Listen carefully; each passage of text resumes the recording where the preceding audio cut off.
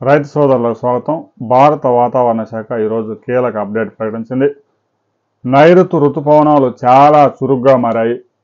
అల్పపీడనం ఏర్పడి ఉండడం, తర్వాత ద్రోణి ప్రభావం, వీటి ప్రభావంతో ఋతుపవనాలు బీభత్సమైన వర్షాలు కురిపించే అవకాశాలు స్పష్టంగా కనిపిస్తూ ఉన్నాయి. రాబోయే 48 గంటల్లో తెలంగాణలో, ఆంధ్రప్రదేశ్లో చాలా ప్రాంతాల్లో ఒక మాదిరి నుంచి భారీ వర్షాలు, కొన్ని జిల్లాల్లో అతి భారీ వర్షాలు కూడా నమోదయ్యే అవకాశం ఉంది. ఇప్పటికే 2 తెలుగు రాష్ట్రాల్లో మొత్తం పూర్తిగా నైరుతి ఋతుపవనాలు విస్తరించాయి. కొన్ని ప్రాంతాల్లో వర్షాలు కురిపిస్తూ ఉన్నాయి. ఇప్పటికే కేరళ, మహారాష్ట్ర, గోవా, కర్ణాటక ప్రాంతాల్లో నైరుతి ఋతుపవనాలు దాదాపు 36 సెంటీమీటర్ల వర్షపాతం తీసుకొచ్చాయి. బాంబే నగరం అతలాకుతలం అయిపోయింది. కేరళ మొత్తం రెడ్ అలర్ట్లో ఉంది. కర్ణాటకలో కూడా పెద్ద ఎత్తున వర్షాలు నమోదవుతున్నాయి.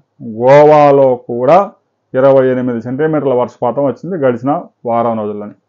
ఇక 2 తెలుగు రాష్ట్రాల్లో కూడా రాబోయే 48 గంటల్లో పెద్ద ఎత్తున వర్షాలు కురిసే అవకాశం ఉందని అమరావతి వాతావరణ కేంద్రం కూడా హెచ్చరికలు జారీ చేసింది.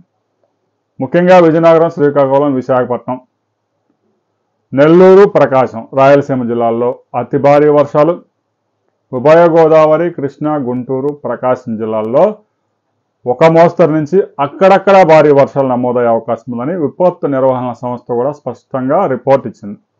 ఇక తెలంగాణలో కూడా చాలా ప్రాంతాల్లో ఒక మాదిరి నుంచి చాలా ప్రాంతాల్లో భారీ వర్షాలు, అక్కడక్కడ మాత్రమే అతి భారీ వర్షాలు నమోదయ్యే అవకాశం ఉంది.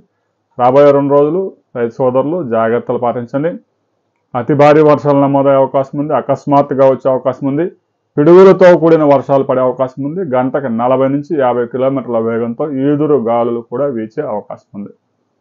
ఎలాగో హార్వెస్టింగ్స్ అన్ని దాదాపుగా అయిపోయినాయి కాబట్టి రైతు సోదరులు, వ్యవసాయ భూముల్లో పనిచేసుకునేవారు వర్షాలు కురిసే సమయంలో, పిడుగులు పడే సమయంలో చెట్ల కిందకి మాత్రం వెళ్ళవద్దని అధికారులు హెచ్చరికలు జారీ చేశారు.